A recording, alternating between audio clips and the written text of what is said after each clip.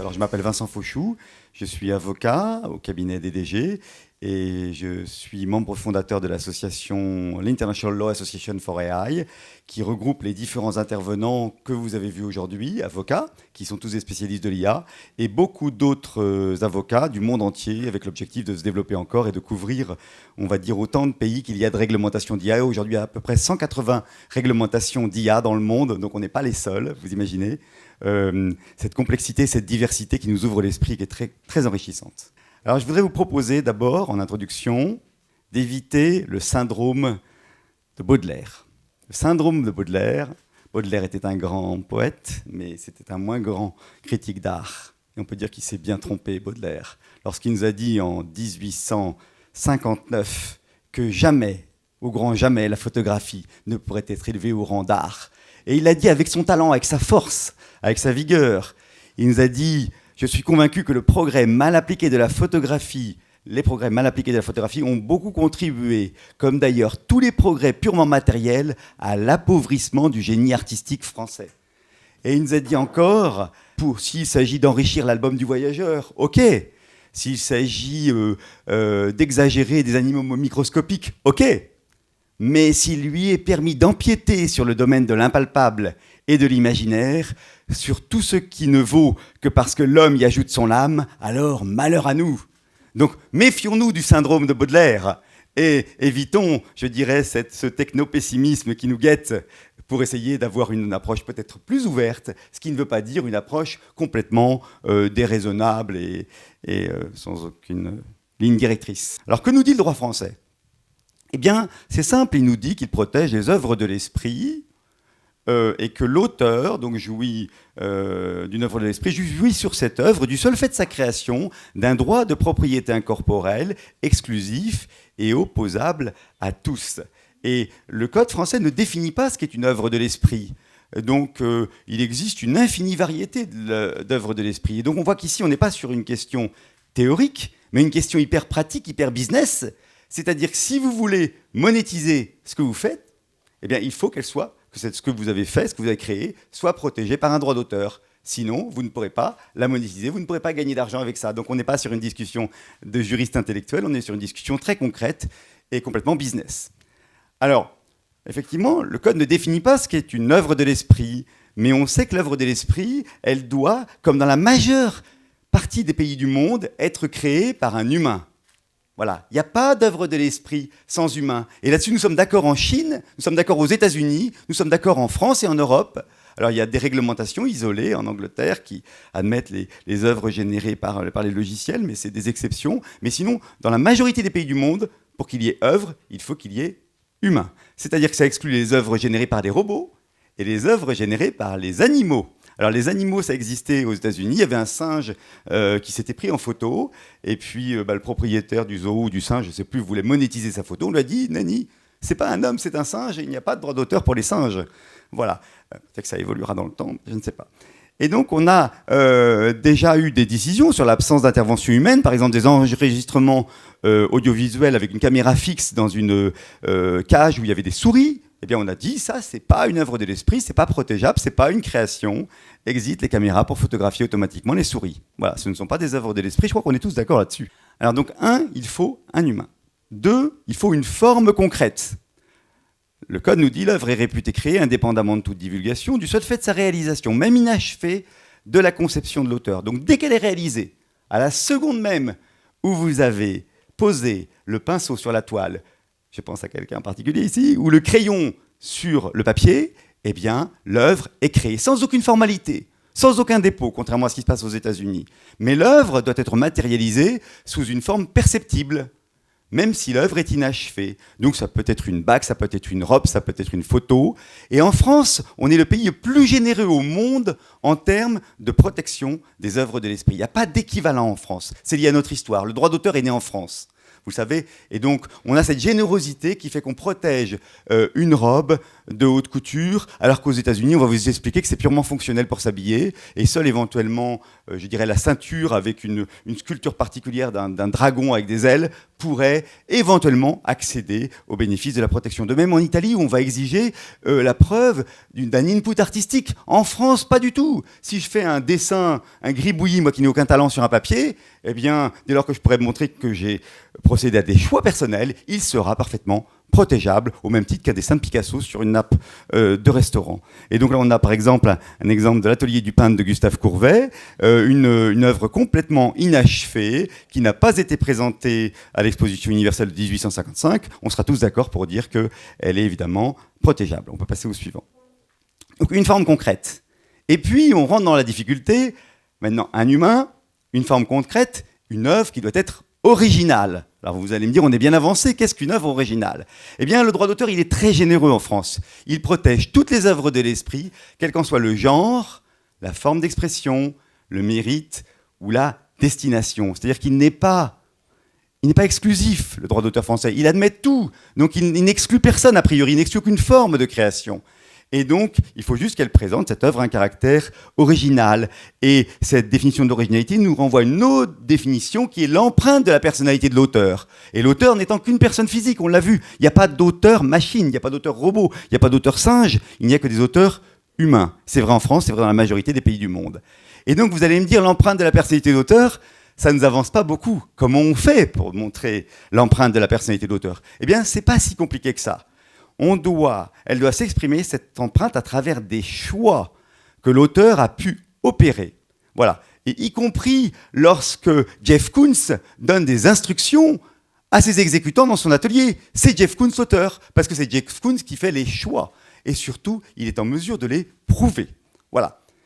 Et typiquement, eh bien, quand on voit les Demoiselles d'Avignon, par exemple, mais on aurait pu prendre une robe de Saint-Laurent, eh bien, c'est un exemple marquant du critère d'originalité en France, où on revisite complètement le nu féminin, avec une vision radicale, influencée par l'art africain. Enfin, vous connaissez parfaitement cette œuvre. Et donc là, on voit bien qu'on a des choix qui sont arbitraires, qui n'ont aucun caractère de nécessité, et qui démontrent bien l'empreinte de la personnalité de l'auteur, à savoir une personne physique, Pablo Picasso. Voilà, s'il vous plaît. Alors, je résume. Vous avez 3 critères fondamentaux en droit français pour qu'il y ait une œuvre, une création humaine. On est d'accord. 2, une forme concrète. 3, une originalité, c'est-à-dire porter l'empreinte de la personnalité de l'auteur. Et donc le droit français est aujourd'hui pleinement ouvert à la protection des créations IA par le droit d'auteur, selon mon point de vue, qui n'engage que moi, car l'IA reste un outil, et on a eu de nombreuses illustrations aujourd'hui qui le montraient, que ce soit en photographie, que ce soit en scénario. La matérialisation est garantie. Lorsque je prompte sur Midjourney à la sortie, j'ai bien un output, c'est bien une matérialisation. Et l'originalité est démontrable, puisque je peux démontrer des choix libres et arbitraires de l'auteur grâce à la conservation notamment de mes prompts. Et on a vu tout à l'heure avec notre ami Stéphane le théâtre d'opéra spatial. Vous savez, cette œuvre, je la qualifierais d'œuvre, qui est de notoriété mondiale. Tout le monde la connaît dans le monde. Elle s'est fait refuser au Copyright Office. Et moi, je suis scandalisé par cette décision, parce que Jason Allen, eh bien, il a prouvé qu'il avait passé des heures et des heures à faire des prompts, des centaines d'heures de travail. Et ce qu'il a fait, je peux vous assurer que c'est compliqué à faire. Celui qui a prompté saura qu'on ne génère pas le théâtre d'opéra spatial comme ça en 3 prompts. C'est pas possible. Donc il y avait du boulot. En plus, il y avait des retouches derrière. Donc la position du Copyright Office, en réalité, elle est simplement archaïque et elle va être complètement, je dirais, inversé pour moi, mais ça n'engage que moi, dans les prochains mois ou dans les prochaines années. Et d'ailleurs, l'avis qui a été rendu par le Copyright Office il y a à peine une semaine va dans ce sens. C'est-à-dire qu'on voit bien que les prompts seuls, évidemment, ne permettent pas de démontrer l'originalité. Ce qui compte, c'est ce qui est en sortie. Oui, certes, ok, on voit l'œuvre originale. Mais l'œuvre originale, comment on y est arrivé? On y est arrivé par des prompts. Et qu'est-ce qu'il y a dans ces prompts? Il y a des choix d'un humain. Donc finalement, on se rejoint un peu avec les États-Unis et la France. C'est un peu la même approche, c'est un peu la même philosophie, même si, évidemment, il y a des différences après sur ce qu'on protège et ce qu'on ne protège pas. Donc ça veut dire, qu'est-ce qu'il faut faire? Eh bien, il faut garder la trace de vos prompts.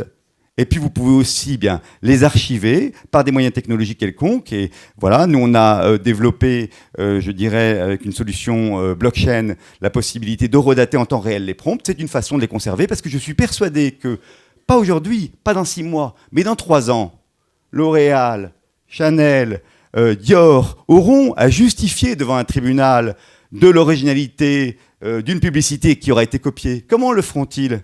Comment justifieront-ils des choix libres et arbitraires qu'ils ont faits ? Eh bien, simplement par les prompts, par l'effort, qui démontreront, je dirais, tout sauf quelque chose d'évident, qui démontreront des choix arbitraires. Voilà, donc je crois beaucoup à la possibilité de protéger les œuvres générées par l'IA, par la propriété intellectuelle. Et si nous ne le faisions pas, eh bien, nous priverions toute la nouvelle génération d'artistes d'une possibilité de monétisation. Ça serait une vraie catastrophe, finalement, de conservatisme. Donc, en réalité, soit on change la loi et on crée une loi spécifique qui permettra la protection des créations générées par l'IA, soit on reste, à mon avis, c'est la meilleure option, dans le cadre qui existe, en admettant que oui, dès lors qu'il y a la trace de l'intervention d'un humain, la preuve de choix libres et arbitraires qui procèdent d'un parti pris créatif, eh bien oui, il y a possibilité d'une protection par le droit d'auteur. On va passer au slide suivant. Alors, on a souvent plein d'idées reçues pour dire que mais non, en fait, finalement, tout ça c'est bien beau, mais c'est pas possible.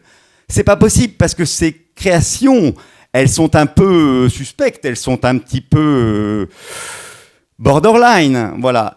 Et il y a des tas d'objections. D'abord, il y a une machine, et là, la machine, c'est pas un humain, donc c'est gênant. On a vu que ça fonctionne pas. C'est le syndrome Baudelaire. Je dirais, ça ne fonctionne pas parce qu'aujourd'hui, on est tous d'accord pour dire que la photographie, eh bien, il y a de l'art en photographie. C'est vrai que quand je fais mes photographies de vacances, ce n'est pas de l'art, je l'admets. Mais lorsqu'on a des choix, je dirais, de mise en scène préparatoire, de prise de vue, de post-traitement, c'est ce que nous dit la jurisprudence, eh bien, il y a place pour les droits d'auteur et on connaît tous des photographes, j'en vois ici par exemple, dont les œuvres sont manifestement protégées par le droit d'auteur. Donc la machine, l'appareil photo n'est pas un problème à la protection. On le voit, c'était la première objection, elle ne tient pas, on va passer à la deuxième.